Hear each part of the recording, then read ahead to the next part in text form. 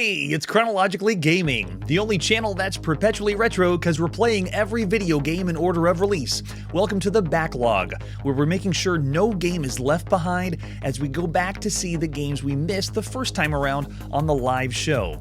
This is video gaming in 1976. Tate's fried chicken's terrific, and it's crisp. I know. Really crisp. I know. It's great chicken, Shane. It's crisp, not greasy. Right.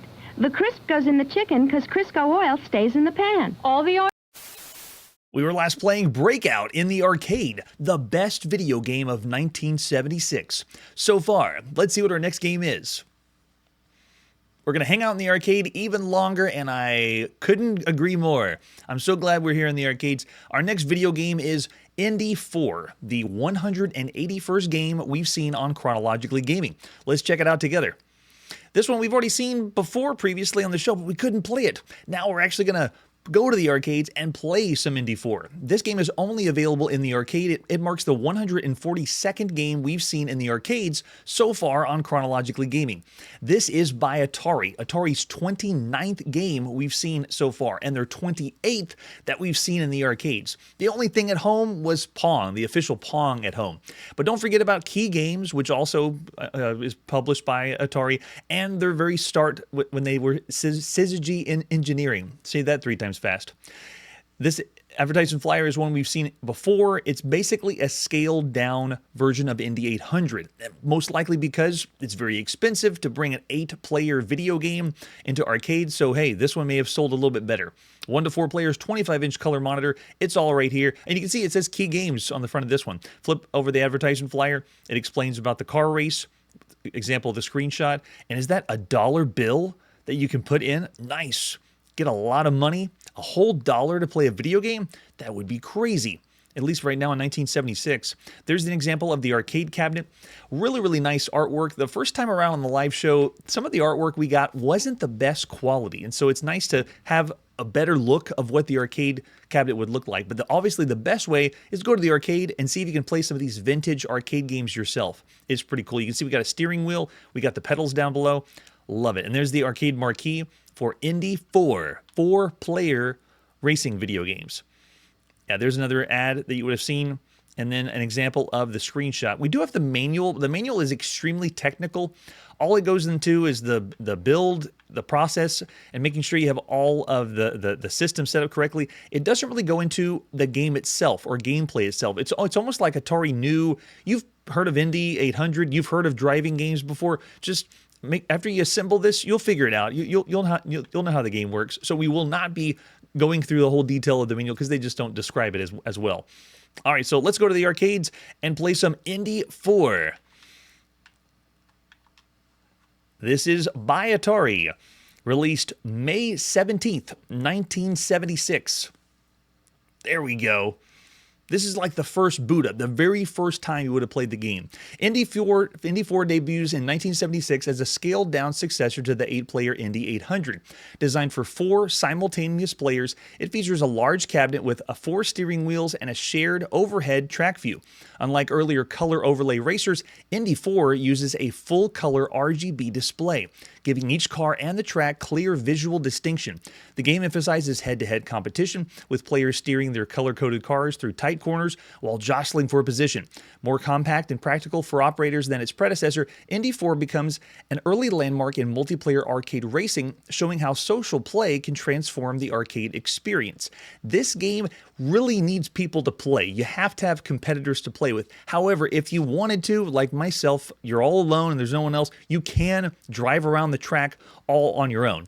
So there are some video games we've seen so far that you have to have a human player to play them. This one lets you just drive around by yourself if you wanted to. So for that poor guy who didn't get a date, went to the arcade and wanted to drive with his girlfriend, but she's not here, you can play all by yourself. So it has a single player mode.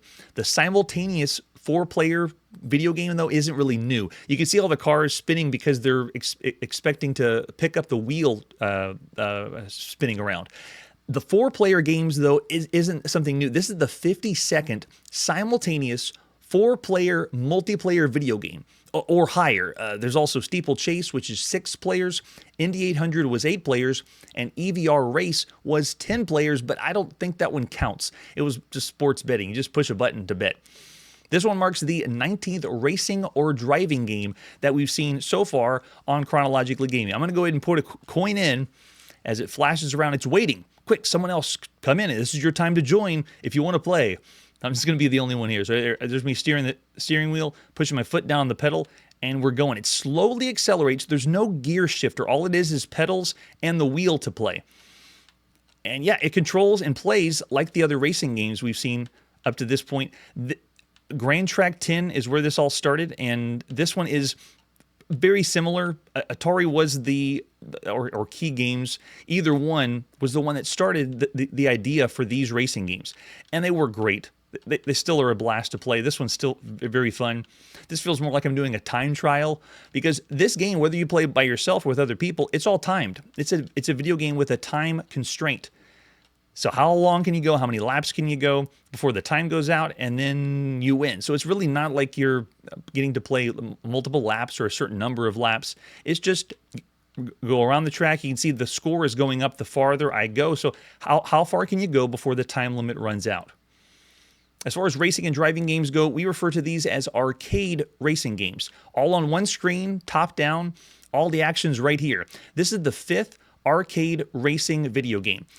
The 5th variant of Grand Track 10. We've seen Grand Track 10, Grand Track 20, Indy 800, and Pace Car Pro. That's all for all games so far. Oh, we're slowing down. Okay, I thought it was the game slowing us down. We got a score of 89. Does it go up to 70? 69. I see 72. I wonder if it goes past to 100, but I'm not sure.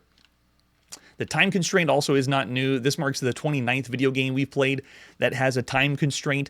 And I mentioned this before, the video games that didn't have the classic arcade gaming loop put a time limit on the game, and that would be your incentive to keep playing. Come on, let's go until the time runs out. And it's kind of an archaic thought, for a video game, because right now, when you think of the next generation, when video games are all about the high score and the game just keeps going and going and it continues to loop and see how high your score can go, it doesn't have it. This is the 29th game that's kind of like that or similar to that. For controls, this is the 13th video game we've seen that controls with a racing steering wheel and pedals. It's also the 22nd video game that has relative direct control. And I'm going to put another coin in. I've explained it before for the difference between control themes. It works really well for driving games because when you have relative control, it's relative based on where the car is going. So, for example, if you're driving the car and you're facing up like this, and you turn the wheel to the right, the car will go to the right. You turn the wheel to the left, the car turns to the left. But relative control means it depends on where the car is. So, for example, if I continue to turn the car to the right and I'm going now south, this can throw people off. You have to turn the wheel not to the right to turn right. You have to turn the wheel to the left to move the car to the right, because it's like you're relative to the position of the car. And some people understand the control scheme. Some people have a hard time getting used to the control scheme. Now I'm doing the track backwards. I don't think that's what they wanted. Am I getting negative score? I think it is going down. No way, that's too cool. Just having fun driving in 1976. Yeah, I don't know if the game knows how to track the score if I'm going backwards like this. This game, well, we couldn't play it the first time. It's because it doesn't have a microprocessor. It's the 169th game that uses DTL or TTL logic, discrete logic.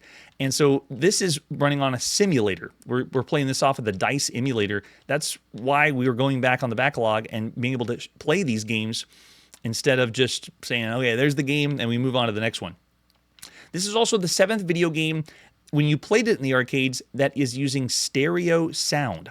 A 7th game we've seen with stereo sound. Don't adjust your audio. This simulator doesn't give us the true, authentic feel of the rumbling of the engines of the cars. You won't be able to hear it. You won't be able to hear anything. All right, let's put let's put all the 4 cars in, and I'll just drive with 2 people at once. Let's see what happens. Ready? We'll just do lots of crashing. This is the 16th video game where you get to control. Oh my gosh, look what happens when you crash. It's just nuts. 16th video game where you're getting to control an automobile up to this point. Yeah, I can't control two at once. There's no way I can hold two steering wheels at the same time. But would be lots of fun with 4 people. That's really the main draw to playing this. Get more people to play so you can all race together.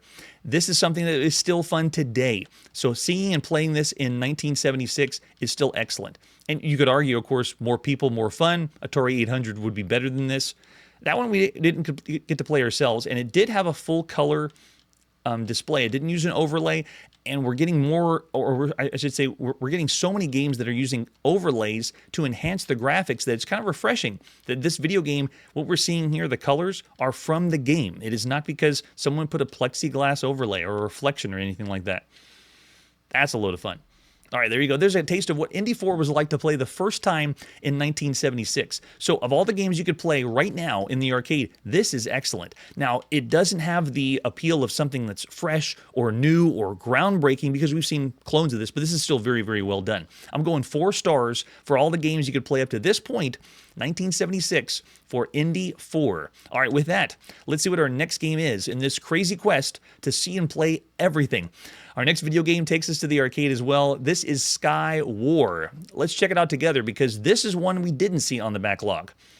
This is released sometime in May 1976. It's the 182nd game we've seen on Chronologically Gaming. This one is also only in the arcade. It's the 143rd arcade game we've seen on Chronologically Gaming. The advertisement flyer is interesting. It actually looks like something maybe from the late 60s instead of 1976. It looks classic because it's using biplanes as the way that you're flying around on the screen.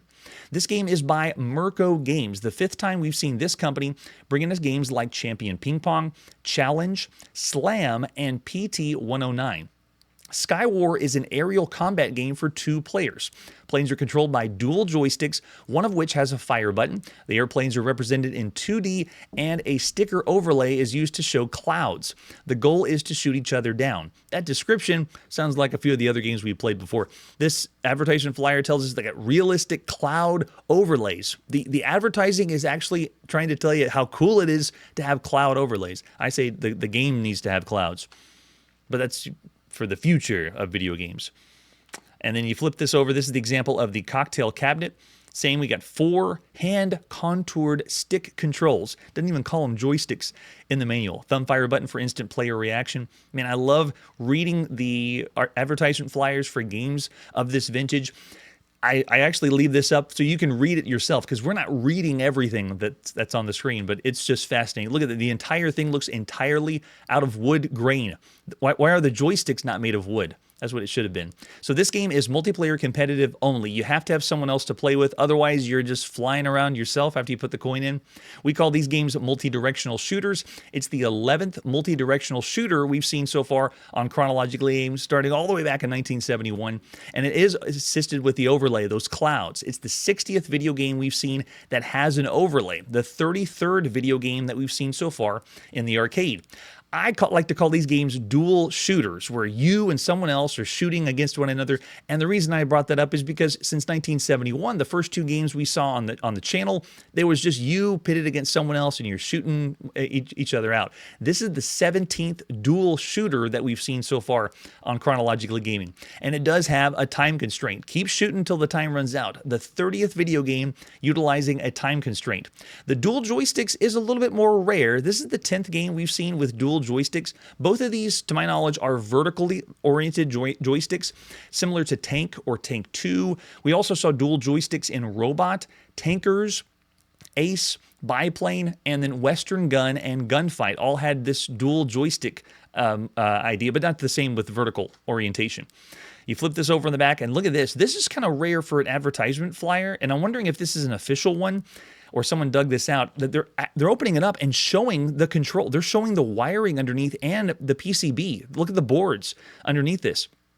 That is really, really cool to see, especially right now. 25 cents to play or 50 cents to play. It explains a little bit about the specs right here. Really, really cool. Look, we got another one showing where the monitor is for the cocktail version of the cabinet and looking at the inside. Really awesome that we get to see this. And here's the ad you would have seen from magazines or catalogs at the time with both different versions, Sky War, the arcade, and the cocktail cabinet. by Mirko Games. Shoot your way to high earnings with the latest traffic building air battle combo. So cool.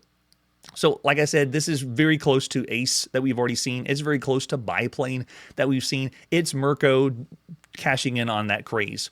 This video game it's kind of rare. I don't even have video footage of this. That's why we're showing only the artwork or the example here of the cocktail cabinet. You can really see the overlay and the game a little bit better from there. And then I have an example of a screenshot, but there is no video footage of this. So all the artwork you're seeing now is all I could find for Skywar. And over on the left, what the game looks like. I'd love to see this and play this in the wild. It's because it has no microprocessor. The 170th game using discrete logic. It's the 11th game where you get to fly an airplane, something with flight or aviation. It's the 5th video game with a setting in World War I because you're in biplanes. After games like Pursuit, Biplane, and Ace. And it is also controlled with relative control. It's the 23rd game that's doing that. Since we can't play it though, we don't get to rate it. What would it have been rated of all the games you could play in 1976? I would probably say around average, but because we didn't play it ourselves, we're going to give it a no rating. And bid goodbye to Skywar, and let's see what's next. Our next video game is still in the arcade. Let's check out and play Knights in Armor, released in the beginning of June 1976. This is one I had no idea existed. It's really cool to be able to check it out. Here's the advertisement flyer for Knights in Armor, our 183rd game we've seen on Chronologically Gaming. This one is only in the arcade. It's the 144th arcade game we've seen on Chronologically Gaming.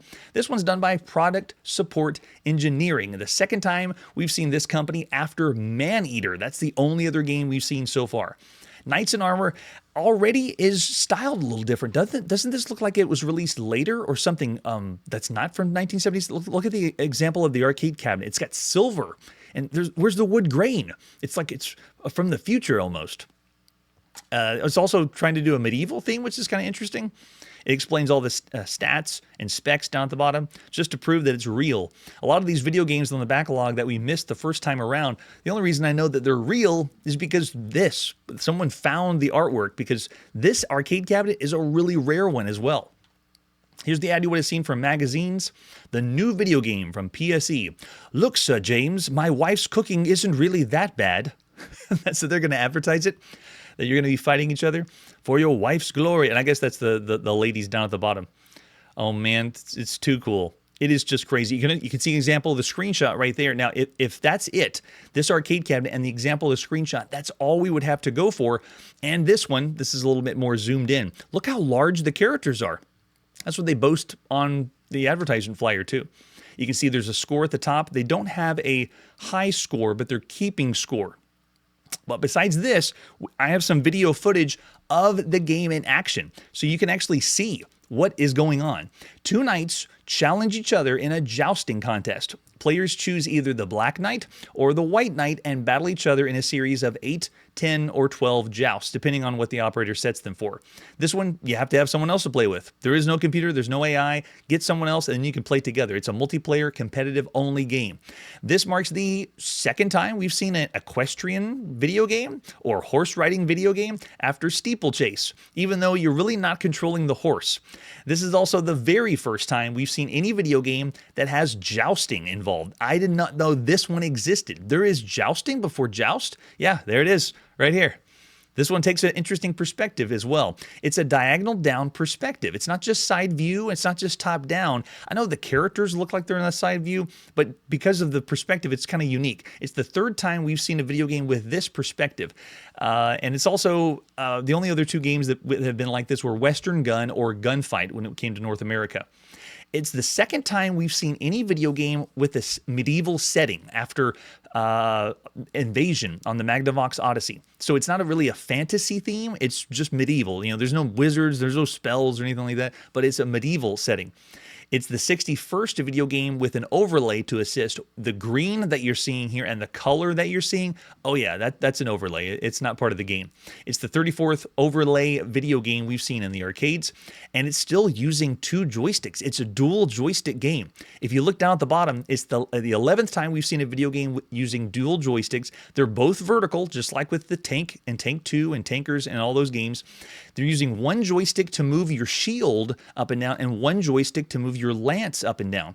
The 2 joysticks, I believe, are digital. They might even just click into place, because if you watch the video footage, you don't really have smooth movement over your lance or smooth movement over your shield. It looks like it's just set places that you can move the joystick. So joysticks may be a kind of a loose way to put it. It might just be shifters, where you're just shifting different places for your shield and your lance, but still really fascinating. The reason I'm showing video footage is we can't play it ourselves. It uses discrete logic, the 171st game with no CPU, no microprocessor. So that means that we got to give Knights in Armor a no rating, because we couldn't play it ourselves. We got to play the games ourselves to know really where they fit, or what rating they are in 1976. All right, so no rating for Knights in Armor. Man, that one's really obscure. I'm amazed that I was able to find any footage at all on it. If you see it in an arcade, play it. Play it before they're all gone. All right, after that, let's see what our next game is. Hey, it's one we've seen before. This is Tornado Baseball that we saw originally on the show. And we have a few more things we can go over with Tornado Baseball. Here's the advertisement flyer. Tornado Baseball. And we're going to play a little bit of it too. This is our 184th game that we've seen on Chronologically Gaming. It's only in the arcade, the 145th arcade game here. This one's by Dave Nutting Associates. It's the 3rd time we've seen this company after Gunfight and Seawolf. They're putting out some pretty good games. Before that, they were just Nutting Associates, and we saw 5 games that were published by them. This one's done by Thomas McHugh, Dave Nutting, and Jeff Fredrickson. Way to go, Thomas. Way to go, Dave and Jeff. This is just a very simple game of baseball, and we're going to get into a little bit more later. It is pretty impressive because when you look at the arcade cabinet from this advertisement flyer, there's a little bit more to meet the eye. The screen you're looking at in the background is actually a reflection. The outfield, the green grass, all that, it's not an overlay. Oh, no. It's the background on a mirror, and the actual CRT is below that, shining up and reflecting off of it. It is so cool. It kind of gives it an almost pseudo 3D effect, but with a great idea. All right, so besides the advertisement flyer, oh yeah, new from Midway. I'm loving it. I don't think we said anything about Midway yet. Yeah, we haven't seen it yet. There's so much that we've seen at this point from Midway. And the last time we saw this on the show, I actually confused the two, because Tornado Baseball is technically a sequel to the other baseball game we had already played, and we'll get into that in a sec. You can see the Tornado Baseball, the 2-player video game only. There's an example of the arcade cabinet. Flip it over the side. It's got some really nice artwork, especially for the baseball fans. Baseball's flying around. Oh, and you can kind of see, I can't see the reflection that well. I thought you could see a little bit more, but you can't. And there you go. You can see they got reflections of other video games in this. Look at the glass. You can see, is that X-Men that's in the background? Too cool. So here's the arcade control panel. Now the control panel is interesting. You have 1 joystick on the right that's your pitch joystick. It's a 8-way joystick, moves different directions so you can pitch different things. The other side is a dial that you turn around to turn left and right to move your defense or your outfield. So the way that you control this is very, very unique. This is the very first time we've seen a digital joystick and a dial used in the game for a game at the same time. The defense can move left and right, and all the players move at the same time, which is another first. You're controlling more than one thing at the same time. Well, I'm sorry, not the very first. It's the 3rd time we've seen a video game where you can control multiple characters at once, after Football and Goal 4. And the other control is for your slow pitch, your fast pitch, your curve ball to curve left and curve right. And then you have the 2 buttons on each side for each player to bat. All you do is push 1 button to swing. So really simple idea. Yeah, there's another example of what it's like. Shows the outfielders, the bat button, and then the joystick in the middle. That's a nubby looking joystick for this one. This example. And there you go. There's another. That's much better. You can definitely see the dial. It actually looks like if you're going to turn the dial on your washing machine to play baseball. So cool looking at the control panel, though. But there's the controls. Here's the arcade marquee for Tornado Baseball. Very slick. And another example of seeing both arcade cabinets in the same ad. Cocktail and upright.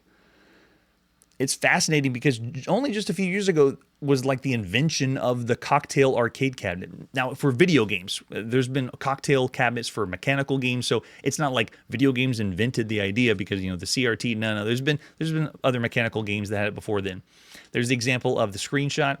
And for the manual, we've already seen the manual, so I'm actually just going to go right into the game and explain a little bit more. So it's released first by Midway, later and next year by Taito.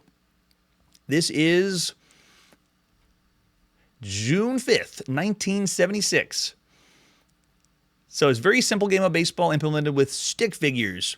They look a little bit like the same game we saw before. The game's very simple in terms of rules. Anyone can pick up and pick up on how to play fairly quickly. It's a two-player only title. Both people have to play for a single quarter. The pitching player selects their pitch with one joystick while moving his outfielders with the dial. The batting player just has to push that single button, the swing button. Both players use the same set of controls, so they switch spots. You actually kind of do a hot seat, you know, switching back and forth whenever you play the game. You get a 4-inning game for one quarter, but this can be adjusted by the game operator. In fact, this could play a 9-inning game. If you put enough money in, you could play all 9 innings if you want to. So it's a multiplayer competitive only video game experience. It is the third time we've seen a video game that's a baseball video game. And I use the term loosely because at this point, we've seen baseball on the Magnavox Odyssey, which was kind of a hybrid card game and board game. And then the real true video baseball game that we saw was the one by Ramtech. And this one is essentially the sequel to that game. It's known as Ballpark, Batter Up, Deluxe Baseball, or TT Ballpark. We saw that in 1974. This game, as the sequel, is known in Japan by Taito as TT Ballpark 2, you know, as a true sequel. The idea to do a baseball game, and besides the stuff we've seen on Chronologically Gaming, is out there. So I'm aware of, on mainframe, you can play baseball games where they're telling you the stats, and even on the teletype, you can have baseball games that you're essentially reading the game, and it's randomly spitting out what the game is.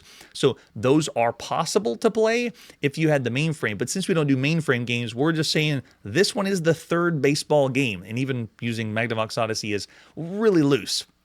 So we got the controls, we know how to play, and what you're seeing here on the screen, remember, it is represented by reflecting the CRT, which is down below here, and it is reflecting into the mirror of the background. So genius idea, and it kind of looks this way, but you have to see it for yourself.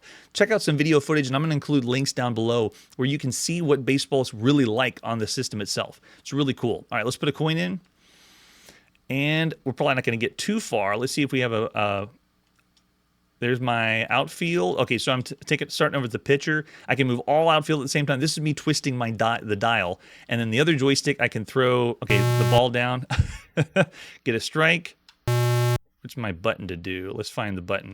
There it is.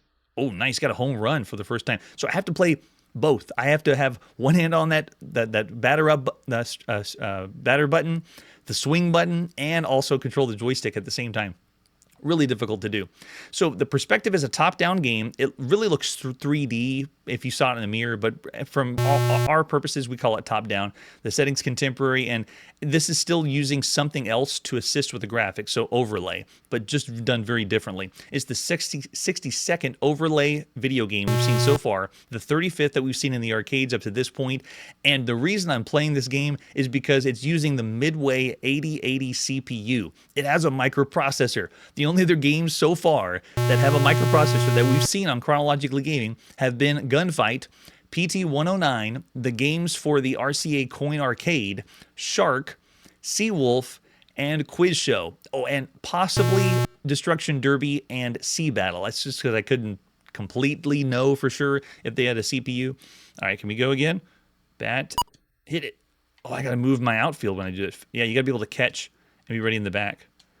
So the running of the players, it just happens automatically. So it is For this time period, very well done baseball. It's not as intuitive though. If you think of all the other games or action-based games, you can see why Pong would be more popular. It's just cool seeing something, if you were a fan of baseball, to have something like this. And the way it's implemented is just top-notch. It's awesome. So the same rating we gave it last time was 3.5 stars. We're holding. Of all the games you could play right now, in 1976, Tornado Baseball is still an above-average video game. It's fun. All right, after that, what in the world could be next? Oh man, now it's time for something completely different in a whole nother league of video games. This is the SOL-20 home computer. Home computer. The SOL-20 was one of the earliest fully assembled microcomputers available to hobbyists, introduced by Processor Technology in the summer of 1976 and sold until the early 1980s. Unlike many of its contemporaries, which were sold as kits, such as the Altair 8800 and IMSAI 8080, the SOL-20 came as a pre-assembled desktop system with an integrated keyboard and video output, giving it a more polished, consumer-friendly experience. It's often regarded as the first complete personal computer. For specifications of this system, the processor inside is an Intel 8080A running at 2 megahertz, just 2 megahertz. The memory inside comes standard with 1 kilobyte of RAM. 1 kilobyte, that's all you get. It is expandable up to 64K of RAM if you use an S100 bus card, and it has 1 kilobyte of ROM that's built in. For the display, it's an integrated video display circuitry, 64 characters by 16 lines text resolution. It's just text. Sorry, no graphics. There's a character generator with upper and lowercase characters. It has composite video output for standard monitors. The keyboard is a full travel 83 key keyboard. It includes alphanumeric keys, control keys, and reset break functions. It's considered very advanced compared to all the other teletype or toggle switch input systems of the time. So this keyboard, look at that keyboard. It's pretty cool. We'll go back to the, yeah, there we go. We'll go back to the other side there. You can expand this with the S100 bus compatible, allowing cards for RAM, storage, I/O, and more, and it has up to 5 expansion slots inside the chassis. For storage options, it uses cassette tape interface as standard. And later, it'll expand to the 5.25 floppy disk drives via add-on and controllers. And I've heard it's possible that you can also use paper tape for this system. You can use, this is how old we are. We can actually go and use tape to, teletype tape and paper to play video games. The ports on the back have a serial and parallel port for printers and peripherals. It has a game controller port, paddles and joysticks, which are used in one of the software games we're going to play today. It has a distinctive blue metal case with wood grain side panels. And this, what you're looking for, is the fully assembled version. You can do a kit version, but if you're tired of soldering on boards, because that's what people were doing, this was a hobbyist thing. It was like radio. You know, you get a ham radio and you mess around and tinker with it. That's what they were doing with computers at this point. Well, I guess until now with computers like the SOL-20. It has desktop form factor that influenced later personal computers and designs. The SOL-20 was priced at around $2,000, fully configured, a significant investment at the time, but became hugely influential among early hobbyists. Its combination of video output, keyboard, and expansion capabilities made it more user-friendly than kit computers like the Altair. An estimated 10,000 units were sold, making it one of the most successful first-generation microcomputers. Today, it is remembered as a milestone that bridged the gap between kit computers and ready-to-use home computers of the late 1970s and early 1980s. So, you ask yourself, what's the first video game that you would play on this system? Well, I'll tell you. It's right here. There it is in the top left. It's Gamepac 1. That's the first video game that we're going to be playing for the SOL-20. Released at some time in June 1976, at least the earliest first version it could be. This marks the 185th game we've seen on Chronologically Gaming. At this point, we've seen 145 games in the arcade. We've seen 38 games on home consoles. This is the very first video game for a home computer. This is the new category of gaming that we're going to be rating all other games compared to everything else out there. This one could have been played, at least I've been told, on punch cards or paper tape. We're going to be playing the cassette version, which was the usual standard for how you're playing these games. This is the first video game by Processor Technology Corporation. And this is done mainly by Steve Dompier, Terry L. Todd, John Horton Conway, Martin Gardner. Well, we'll go into the details a little bit later.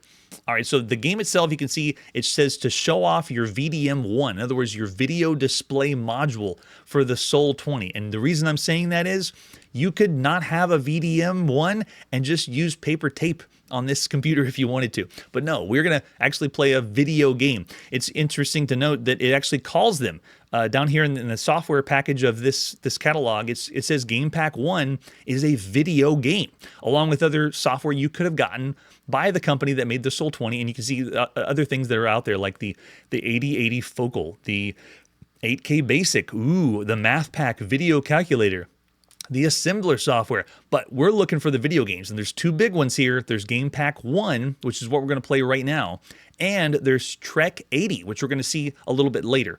But you can see both of these were available. This catalog was December 1st, 1976. And so they were available before then. But, for the holiday season, they're trying to get you to shell out your money now. So there you go. You got the SOL terminal computers with the different price points over on the right side. So this is kind of showing you, if you put everything all together, all the pieces, all the expansions, you're looking at, it says $22.95, over $2,200. That's steep, especially for right now. Yikes. So we got some examples of screenshots. For this one, I actually have a manual to play Gamepac 1. Look at this. It's very basic, very bare bones. For the very first home computer video game that we've seen on Chronologically Gaming, I'm actually surprised at the amount of documentation. Notice that I didn't really have a box, though, for what Gamepac 1 came in. Manual, though, I'll take it. We go through all the legal mumbo jumbo. It has the introduction, table of contents, and explains that this is a collection of 4 games designed to run on a SOL or other 8080-based computer with processor VDM display module. It's distributed on cassette. You bet it is. It explains the different requirements that you can play this game. You have to make sure all this is set. To play this on real hardware is a chore. It takes a lot of setup and time. Oh man, the games of Gamepac 1, and they're recorded on cassette tape. It's cutting edge. Give an example of how the games work, how you would load the game, because they all need to be loaded out of the after you load in the cassette tape. Examples of the input routines. Does this explain the controller? Because I don't think it brings that up. Yeah, you can see that. And you can also see the manual is giving us the copyright of 1977, even though we saw in the catalog that these games were available in 1976. This is the very first one that we're going to be checking out. Oh, okay, I see. This must have been a later release, or maybe they modified it, because they're giving examples of updates from 1977. This is the full code, so you would need to load it from the correct location. And here it is. Target is an animated SOL VDM game with sound. That's the first game they're going to be talking about. I actually want to play the game Target last, just because of what it is. And you know what? We'll go into the description of what the game is when we play. All right, so there you go. The different games that are available on Gamepac 1 is the game of Life, the game of Pattern, the game of Target, and the game of Zing. Let's get our SOL-20 and boot her up. It's sometime in June 1976. I'm ready. The cursor doesn't blink. You don't have to worry about that. All right, so the way we're going to go with all the games in the Gamepac, we're going to load one at a time, and what I'm about to give you is not nearly the experience you would have had playing on the SOL-20 in 1976. At minimum, the game would take 5 minutes to load. Depending on what version you were playing, this could take up to 10 minutes to load the game. We are not going to do that. We're not going to give you that experience. All right, so the first game I'm going to load up is the Pattern game. Ready, set, go. Ooh, text only. So this one is input vertical. You can input all the different hexadecimal values you want, or you can just type X for automatic pattern generation. Ready, go. And input the speed. Let's make it, I think 9's really fast, right? Yeah, there we go. And that's it. This is all pattern is. I'm not gonna keep it on here too long, but The collection of games that we're about to show you on Games Pack 1 is 4 different programs. This is the 3rd time we've played a video game that's a compilation of games, not a game that has game modes or variations after Take 5 and Take 7 that we saw in the arcades. This is also the very first time that we're playing a video game where all these games are only found in this compilation. They're only found in Games Pack 1, to my knowledge. You can't get these individually in other places, unless, you know, hobbyists or something put them out. So this game was done by Steve Dompier, or game was kind of loose, because this is the very first time you could ever play, and the very first time on the show we've seen an app. Like this right here is running by itself. It's not really much to it. It's a program that generates patterns in a kaleidoscope format. The player can start an automatic pattern or create one by entering horizontal and vertical values as input data. So I told the program, just go, give me patterns, and this would be something like a store would have as a demo on, but it'd be cool because there's nothing else that you could be doing like this. It's the very first video game we've seen that's allowing a demo mode, or a way that you can just have the game run itself and you don't have to do anything. Every game up to this point, I know there's been some arcade games that have started a track mode as something, but this is at home. This is you telling the computer, I want you to just run on your own, just do something. It's also the 3rd game we've seen that's randomly generated. It's just doing this randomly if you want to. The other games that we've seen that have random generated elements would be Gotcha and Highway that we've seen in the arcade so far. All right, so I think we've seen enough. I'm going to just quit out of this. That's enough of pattern. I know you're not impressed with Game Pack 1 yet, but don't worry. Let's do another one. Let's check out Zing. This one is the other game you could have been playing on your game. On the Games Pack 1. Zing is a paddle game for 2 players. It's similar to Pong, with players moving paddles up and down, and there's multiple balls launched from the center of the screen with up to 5 balls in play at the same time. The aim is to simply return them to the center, and if successful, the balls will move faster until a ball is missed, which causes the initial speed to be restored. This is the very first video game that we've ever played on the home computer that requires a joystick or control. I believe it's controlled with paddles. It is multiplayer competitive only, so you have to have someone else to play with. It is the 92nd ball and paddle video game that we've seen on Chronologically Gaming, and it's the 85th variant or clone of Pong. It is the 99th video game that's using paddles to control it. What you're seeing here with a bunch of zeros is not even gonna, I can't even describe most of it, because the actual paddles on the screen are the 2 arrows. So if you look on each side, those are the 2 arrows that you're supposed to be controlling. The reason why I can't control this is because this emulator to play Zing doesn't have any way to plug a paddle or a joystick in. I don't know of any emulator that you can emulate the SOL-20 and have input control, because majority of the games are just keyboard only. This game, one of the first ones you could play on the SOL-20, allowed you to have a controller or joystick. I do not know where any joystick or proof of a joystick or controller exists. Even whenever I've checked forums and asked people, can you play Zing? Nobody can. If you look online, no one can play Zing because no one knows how to get a controller plugged into this home computer. So essentially, I'm just showing you another game that we can't play ourselves, part of the game pack. But don't worry, we have more. Let me reset that, and let's load our next game. After what happened with Zing, I'm scared, right? All right, after that, let's see what our next title is. I'm going to save the best for last, so let's load up the game of life. Life. There it is. Load life. And again, I got to stress, what you're seeing here is not the true experience of what it's like to play on, or wait for the games to load on the SOL-20. It takes way longer than what you're experiencing. I just want to be able to get into the game. So Life is a conversion of John Conway's Game of Life. There's 7 pre-made patterns to run, or the player can create a custom one. This one is the very first video game that's a biological simulator that we've seen on Chronologically Gaming. It's the second video game with indirect control, because we're not fully in control of what's happening on the game, after Invasion and Roulette that we saw on the Magnavox Odyssey. It's the very first video game on Chronologically Gaming that we've seen of Conway's Game of Life. Life was originally, this was done by Steve Dampier, at least the second version, version 2.3 of it. The game of Life was originally described in Scientific American Magazine, October 1970, was an article by Martin Gardner. The game was originated by John Horton Conway of Cambridge University in England.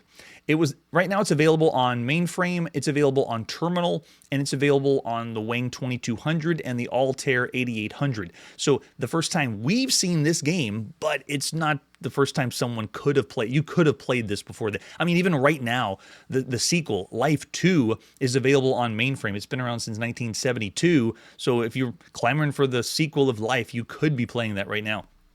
All right, so it says deposit the cell, then move the cursor type, so you can use W, S, Z, A, and Q to move around, and spacebar to erase a cell.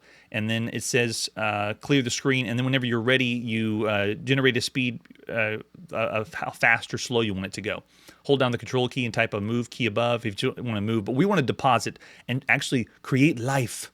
So if you've never seen Conway's Game of Life, this is our first time ever seeing the game, even though it's been around on mainframe. All right, spacebar when ready, it's W, S, Z, and A. W, S, Z, and A. All right, so do you want a round or flat world? I'll do a round world. Do you want to do a previous pattern? No, we'll do a new pattern. Oh, wait. Yeah, we'll do a new pattern. Do you want to save this? No? Cool, we could save it if we want to. That's nice. Spacebar when we're ready, and go. All right, so W, so S, A, and so essentially I'm just like dropping items down around the screen. Z, right? Yeah, there we go. So moving around using my keyboard controlled, which by the way, this is the very first time we've controlled a video game with a keyboard. All other video games we've seen up to this point have been joysticks, paddles, some interface in the arcade or on a home console. This is the very first time we are using a full keyboard. It's so cool. And then we say, what speed? Let's do 9. Go. Give us life. Yes, look. It's happening right in front of our eyes, even though it's with asterisk characters. So after you do that very minimal amount of movement, this is what life is. It just has random things happen based on what you've started or originated. So there's not a whole lot that you're going to get for action for this game, at least up to this point. All right, so I'm not going to let Game of Life play that much longer. What I really want to get into is the cream of the crop, the prime reason why Gamepac 1 is so cool. Are you ready? All right, let's reset this, and let's load up Target. It's time to see what Target is all about. Wait about 5-10 minutes, and then, boom. Steve Dampier. Way to go, Steven. It says include sound effects, but I've turned on all audio in the simulator. I've even seen real SOL-20s that people have posted online. No one has played this game with sound. So if it did have sound effects in 1976, no one can make sound on this. If you find anybody that posted a video of the SOL-20 playing Target from Gamepac 1 with sound, I'd love to hear it because I don't know. So this starts with, this is just classy. When you think of a video game, it shows us the point values, like we're going to play something in the arcade. We get an extra time bonus if we get multiple hits. We can use the like caret keys to aim left and right. Escape exits the program, delete restarts. R resets the high score. This keeps a high score. Look at that. It was right above my shoulder. But it has a high score that you could save. That's awesome. For the very first game we've seen on any home computer, it's amazing. It shows this the speed we want, set 1 to 9, and then if you want really fast speed. So I want to actually go with, let's go with 9 first so you can see the difference. And then you just push any letter key to fire. You ready? Here we go. Boot her up. I'm going in. Look at that. So any letter key, does it make different? No, it doesn't make different symbols. And it's a target shooting game. So this is Target, what we're playing right now. This is so cool. Target is a shooting game where the player controls a gun on the ground, has to shoot robot spaceships that fly fast above it. Controls are pretty limited. All you do is tilt the gun barrel left and right and shoot missiles. Missiles can be steered after launch by moving the barrel. So look, I can actually take a shot and then curve the shot. Awesome. not the first time we've seen curved shots. Since 1971, the first space games we saw in the arcades, you were curving the shots then. It's going to become a thing, and you're going to see it on the Atari 2600 whenever it's released too. Or I'm sorry, Atari VCS too. But already, this makes up for every other thing you got on here. To be fair, though, they're putting on this pack games that were available on mainframe only, and this is awesome that you could do this at home, unless you had a mainframe in your house. I don't know anybody that did. On the show, this is our very first real game on a home computer. This is the very first home computer on Chronologically Gaming, and at this point, this is awesome. This is really, really good, especially thinking of the other games in the arcades. This is awesome. There's different targets with different point values, big cargo ships, small scout ships. There's parachutes. Parachutes appear when two ships collide. I really like the explosion. Look at the explosions. I already mentioned we're not going to get sound, even though it's supposed to have sound somehow. The points decrease when a ship misses its target, and the aim is to get the highest score before the time runs out and given certain scores. So this game is single player only. There's no multiplayer game modes to this, and I'm okay with that. It's the 7th shooting gallery arcade game we've seen so far on Chronologically Gaming. We saw Submarine on the Magnavox Odyssey. We saw Attack UFO by Taito in the arcades. We saw Anti-Aircraft, which this really reminds me of, by Atari. We saw Drop Zone 4 by Meadows. We saw Tontobenscheissen on the Philips Telespiel ES2201. And the big one, we saw Seawolf in the arcades as a target shooting video game. This also had difficulty levels. I know it was just speed, but it's the 6th video game we've seen that's giving us difficulty levels or options to choose from. The missile guiding and moving the missiles around is the 2nd time we've seen a video game that lets us do this, at least in this frame. The 2nd time was the other time was Attack UFO by Taito in the arcades. I'm having a blast. Where's the time? Okay, we have 14 seconds. 30. Give us lots of time to get a high score. This is so cool. The biggest nerds would be playing this and enjoying it.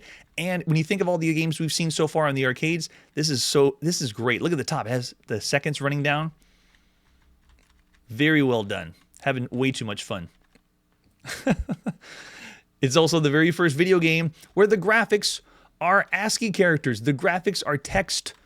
It is not really doing graphics. It's fabrication of graphics, and it's doing it very well. For the very first one that we played, it's so cool. This is also the 31st game that's taking a side view perspective. Very similar, I say, Anti-Aircraft. And it's the second, only the second video game that has a temporary high score. Seawolf is the only other game that is saving a high score for us. Even Breakout, the awesome Breakout, they weren't saving a high score. This is saving it. Well, at least till the next person gets a high score. It's awesome. All right, let's do a fast game. Let's do 1. Here we go. I don't know what's going to happen. How fast is fast? Oh, wow, that's fast. Oh, and you got really good firepower, too. You can shoot off lots of shots. It shows how many shots we have and misses. Oh, man, this is great. I wonder what the performance was like, though, because you needed 4K of RAM to play this. And the system I'm playing on is not necessarily the stock SOL-20 that you would have played on. I just wanted to get a SOL-20 that I can emulate majority of the games on. And so, but you can kind of see it's flowing really fast. But it's a very first game on a home computer. How can you be picky about it? Also to note, this is the 10th video game with a sci-fi theme. Only 10 video games. I really think Space Invaders is going to be the one that is going to kick off the space theme or space games. Because at this point, there's not a whole lot that's out there. Computer space, galaxy games, space race, they're all like science fiction style video games. So cool. I love the way I'm able to shoot lots of shots too. It doesn't have like a turbo fire like we saw with Anti-Aircraft, but still being able to fire this much is awesome. Really, really, really nice. And we will keep going there. That's good. All right, that's Gamepac 1 for the SOL-20. I am more impressed than I thought I would be. The other games, they're doing justice because they're available on mainframe. But that game Target, that in itself is the reason why this compilation pack is so good. I'm going to give this game Actually, this is the benchmark. This is our new category of gaming. It's home computer video games. We got our category of arcade games we rate them all against. We have our consoles that we rate them all against. And now this is our brand new home computer category. You could say it's setting the benchmark and you could say it's average, but I'm actually going to go with, because this one is doing some things that the arcade games aren't even doing, I'm going 4 stars for Gamepac 1. This compilation pack and that game Target is excellent. Right now in 1976, I would be proud to have a SOL-20 and show it off to all my friends. And in a way, this Gamepac 1 reminds me of what later home consoles will adopt, like the Fairchild Channel F, APF Imagination Machine, and Bally Astrocade, where they got, you know, a program that's like an art game, and they have a program that is something simple that you don't interact with as much. And then they do have a ball and paddle style game, even though we didn't play it ourselves, but it's a really, really cool compilation, done very, very well. All right, and that's where we got to put our video game playing on pause. In 1976, didn't know we were going to get this far, or this was going to happen.